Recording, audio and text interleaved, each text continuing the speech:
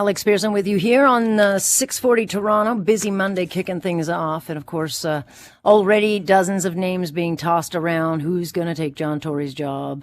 Even though Tory has not even officially actually filed his paperwork to leave. And I do think it's very interesting that Denzel Menenwong mentioned, well, you know, maybe he would stick around to get this budget through with his strong mayoral powers. Push that thing through. But nonetheless, he has said he's going to step away. And that'll open the door for a by-election and then a whole bunch of candidates that will run in an election that will be much shorter than generally we see in a municipal or a mayoral run. But we hardly got to know any of the candidates in the last election, and certainly the issues barely got talked about. So with Tory out, we've got this race formed, and, you know, the bottom line is, who knows who we're going to get, but I don't think it's going to be a small pool. And it's what would be happening behind the scenes to get those candidates. That is kind of the work being done now. Jamie Ellerton is founding partner over at Conaptus Public Relations. Good to have you, sir. Good morning, Alex. So you have a perspective, certainly because you've run a campaign, a leadership campaign, certainly with Scott Aitchison, who he was my second pick for candidate, by the way. I liked him a lot. I thought he had a really thoughtful message. But you've been there where you are part of the process, I guess, of finding that perfect candidate and then marketing that candidate and then packaging that candidate and serving them up to the public. So kind of take us back. It's a bit of a sausage making exercise. What would be going on? Because we're already hearing the names like Anna Bailau. We've got Denzel Menenwong weighing and you know, whether he'll go. Joe Cressy says he's out, but we've got Jennifer Keesmaat name in there. There's a whole bunch of people. So what happens when all of a sudden John Tory schedules a 8:30 meeting on a Friday night? Yeah, so I think I would kind of at the high level start with like two distinct processes now that would be starting. So the second the mayor says he's leaving, then of course everyone knows there's going to be a by-election. So in one camp, you would have candidates who have this for a while, who are going to be making calls to their supporters and prospective supporters in terms of building out a campaign team, talking about what their campaign's going to look like, who's going to be on the team, and kind of what the minimum viable candidacy looks like. Like, what are the 5 things they absolutely need to get done to be ready to launch, to be able to have a credible campaign. And for the others, there'd be people who are maybe looking outside of the status quo of candidates whose names aren't being talked about. And those people are getting reached out to. So obviously, anytime you see a political race, the first people that are going to come to mind are people that are already involved in politics. And those are the people who are probably make calls.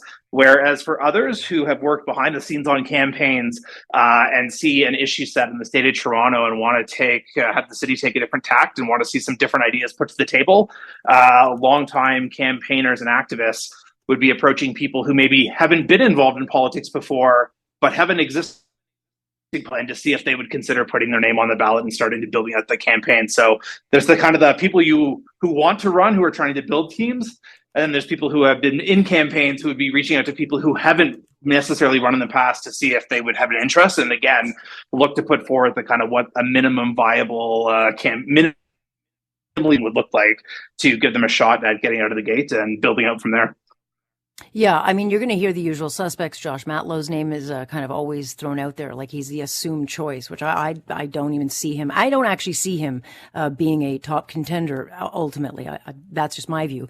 But there's all sorts of other names. You know, Gil Penalosa's already saying he's going to run. You got Blake Acton, he wants to run. Everyone's going to put their name in. So we could have this huge field of like 50 candidates. Because once a guy like John Tory goes, it's like carte blanche. This is like the one time everyone's got a fair shot of getting their foot in there. And so how do you, you know, some of the bigger fish that will be at play? I mean, obviously, you don't need to raise as much money as you would because it's not going to be as long of a fight. You know, it's going to be a reduced campaign. But who would some of the names in your mind be that we could see at the upper level, kind of more known for their name necessarily than maybe their accomplishments?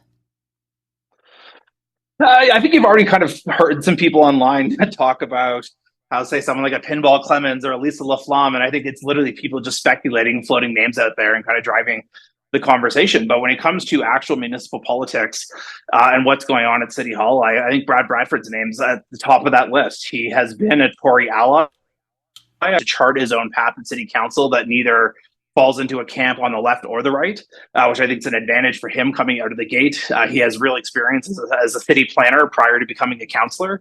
And it is a really likable guy who I think in his first term and a bit now as a councillor has demonstrated a reputation for actually taking act to get things done. And of course, anytime, one of the things that people often discount in these conversations, Alex, is they only think of what they know of that person today and don't ever really give any potential for their growth. So for someone like Bradford, who has been a councillor for Beaches East York, now just elected several months into his second, he's never really had the opportunity to put forth a platform, to put forth a citywide vision, and to really kind of put himself under the spotlight, while also having the megaphone to reach more Torontonians. So I think there's a real opportunity for guys like Brad and other candidates who come forward to demonstrate their growth as credible contenders in this. I think you're right. It's going to be a crowded field. Anyone who's ever cast a ballot for mayor in Toronto will know that there's always something like 24 names on that list. And that doesn't mean these people are actually credible, though, right? Like these races tend to have anywhere from like 2 credible candidates last time around to say 5 or 6. And so I think there's going to be an aspect of almost a primary style of thinning of the crowd as the early days where people are getting their names in the media, talking about who's going to run, versus then over several weeks, say from now till the end of March, who's actually able to put a campaign together, who's able to demonstrate support both in public polling as well as fundraising, because those end up becoming signals for others who aren't as plugged into politics on a day-to-day basis. Those become signals as to who are the credible candidates, who then, when people do go and spend a bit of time to research who's out there and follow this a little bit more closely, they'll focus on those 3 or 4 names.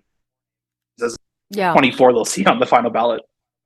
So you'll see like Olivia Chow, you'll get Jennifer Keesmaat, you'll get the big names like that, because they're all out there saying, yeah, no, I'm not really interested in it. But again, they're all out there testing the waters, so who knows who will be on it. The other name I hear who could be a really, I think, terrific candidate would be a guy like Stan Cho, who is, in provincial politics under the Ford government. He's done 1 term already from the Willowdale area. He's a great guy. He'd be a great kind of, candidate that you would think might be a good selection. But then again, he's already got a job at provincial politics. So how do you lure someone like that over? Yeah, so one, you'd have to demonstrate victory. I think one of the issues for someone like Stan Cho is the fact he is a sitting MPP. And so he would have to resign his seat to run in this municipally. And so that's obviously a huge stake of life upheaval to be able to do this. And so you've seen people even in the past, like various online civic personality Sean McAuliffe, who writes in the Toronto Star. A lot of people were trying to get him to run in the last election, and he's like, listen, I don't have the money and the luxury to be able to put my life on hold to go and want to do this. So there's a really significant personal cost that comes with putting a candidacy forward. And so for someone like Stan Cho, who's a sitting member, generally viewed as a likable guy, is he really willing to resign from cabinet, resign from his seat as a member of provincial parliament, to take a high stakes roll of the dice to potentially be Toronto's next mayor? You've got to be really sure of yourself of a real viable path to victory to roll the dice that way. Yeah, and you have to have one of these, like each team, like Tory didn't just get elected because of name. It was a big help, but he had a major team of players around him. Like you have to have a cohesive team that understands media, has the contact. Like it's almost impossible to get through the noise and make a mark if you don't have like a well-oiled machine and money backing you. Yeah, I would say one of the things people routinely forget when it comes to campaigning is that the vast majority of campaigns are meeting people in a room, 10 to 15 people at a time.